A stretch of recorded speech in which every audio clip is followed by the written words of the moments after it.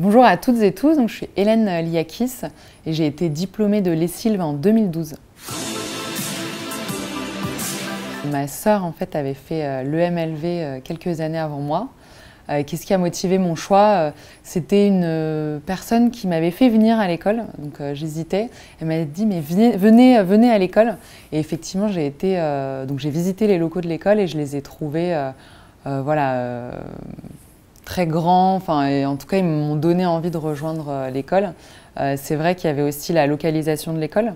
Elle est située à La Défense, donc c'est quand même le cœur des entreprises françaises aujourd'hui. Ce qui m'a donné envie de rejoindre l'ESILV, c'était peut-être par rapport à d'autres écoles d'ingénieurs, le fait qu'elles soient intégrées dans un campus avec d'autres écoles. J'étais déjà à ce moment-là très intéressée par la transversalité. Et c'est vrai que de pouvoir être intégré à une école d'ingénieurs, mais aussi pouvoir échanger ou avoir des associations en commun avec une école de management et une école de multimédia, je trouvais que ça faisait sens en tout cas pour mon choix d'école. D'aussi loin que je me souvienne, j'ai toujours adoré les mathématiques. Je passais énormément de temps avec ma mère ou mon père à résoudre des problèmes et c'est quelque chose que j'ai gardé aujourd'hui. Donc je dirais cette passion pour trouver des solutions à des problèmes impossibles et deux, l'amour des chiffres. J'ai toujours adoré les calculs. J'avais ma mère qui me faisait réciter mes tables de multiplication quand j'étais jeune et j'ai toujours adoré les chiffres et notamment les statistiques et c'est pour ça, ça qui a orienté en tout cas mon choix vers une école d'ingénieur. Je me souviens bien sûr du format pédagogique de l'ESILV. Ce que j'adorais déjà, c'est l'idée d'être très orienté projet. En fait, on faisait on faisait de la théorie, mais on faisait aussi et surtout beaucoup de projets. Et ça, c'est vrai que pour moi, c'est ce qui fait sens aujourd'hui, puisque quand on est intégré à une entreprise, en fait, ce qu'on fait tous, c'est essentiellement travailler sur des projets. Et j'aimais cette pédagogie par la pratique, plus que par la théorie, en fait.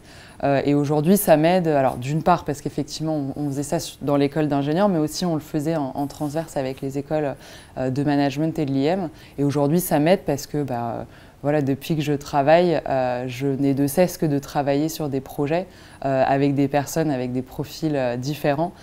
Et ça, c'est vraiment quelque chose de fondateur à l'ESILV. Ce qui m'a aidé aussi à l'ESILV, c'est d'apprendre en fait cette culture ingénieur. Et encore une fois, cette idée d'avoir un problème et en fait d'être à plusieurs autour de la table à chercher une solution à ce problème. Et ça, c'est quelque chose en fait qui se perçoit pas forcément. Il n'y a pas une matière. Qu'est-ce que la culture ingénieur? Mais en fait, je dirais que c'est ce que m'a apporté l'école. A posteriori, après maintenant, 9 ans que je suis sortie de l'école, c'est vrai que j'ai énormément appris sur ce qu'était la culture ingénieur. Alors à l'époque, il n'y avait pas d'alternance encore à l'ESILV. En revanche, effectivement, j'ai fait un stage de 3e année, donc de 2e ou 3e année où c'était vraiment la découverte de l'entreprise. Et ensuite, on avait un stage en 4e année et un stage en 5e année. Donc ce qui était très bien, c'était à l'époque, on avait accès en fait à tous les contacts des personnes qui avaient fait, des tuteurs et tutrices entreprises des anciens stagiaires. Donc moi, pour trouver un stage, ce que j'avais fait, c'est que j'avais pris la liste des anciens tuteurs et tutrices et j'étais tombée comme ça sur quelqu'un qui recherchait effectivement un nouveau stagiaire. Ça m'a énormément apporté parce qu'effectivement, au-delà de la théorie et de la pratique au sein de l'école d'ingénieur, ce qui était bien, c'était de pouvoir se confronter aussi à l'entreprise et aux problématiques réelles, je dirais, de l'entreprise. Et donc, c'est vrai que ça m'a énormément apporté d'avoir ces 3 stages à faire dans les 5 années du cycle ingénieur. Bien sûr, j'ai été à Sydney en Australie, donc à l'UTS, l'University of Technology at Sydney. Et j'y ai été essentiellement parce que j'avais très envie en fait, d'être intégrée dans un pays anglophone. On est parti avec, on était 3 de ma promotion, puis il y avait également 3 autres élèves d'une promotion inférieure et c'était super. Vraiment ce que j'ai adoré, c'est en fait de pouvoir être intégrée à une autre culture, découvrir à la fois ce que c'était que la culture australienne.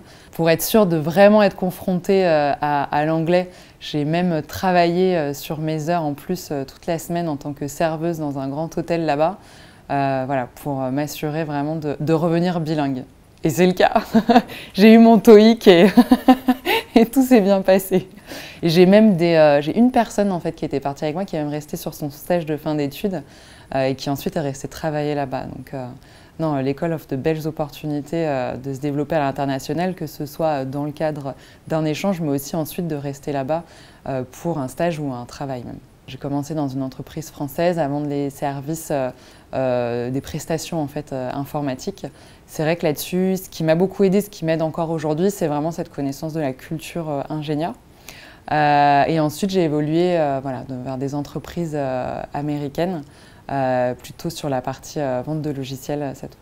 Mon métier, c'est essentiellement d'être une chef d'orchestre. Le client vient avec un besoin et mon travail, c'est de m'assurer que, voilà, qu'on lui met en face de lui les bonnes personnes pour répondre, voilà, à ce que ce soit une demande ou un appel d'offres quand c'est fait de manière plus formelle. Voilà, et d'orchestrer en fait les équipes pour s'assurer que les réponses sont fournies en temps et en heure et qu'elles répondent bien aux demandes d'exigence des clients. J'ai toujours énormément de joie en revenant ici parce que ça a été 5 années de ma vie que j'ai adoré. J'ai été déléguée de ma classe, donc j'ai vraiment été voilà, proche des étudiants qui sont voilà, encore aujourd'hui pour beaucoup devenus des amis.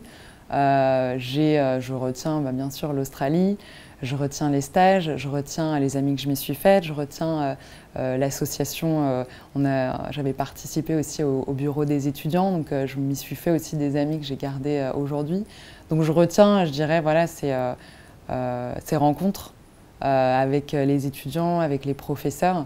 Et puis, oui, je pense cette culture ingénieur, donc vraiment de vouloir trouver des solutions à des problèmes impossibles.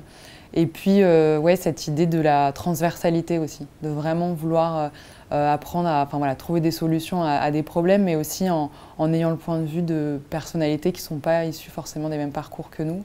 Et ça me sert encore beaucoup aujourd'hui. À l'époque où j'étais à l'ESILV, on était 11% de femmes sur les 2 premières années. Et ensuite, dans mon option ingénierie financière, 17%. C'est pour moi trop peu.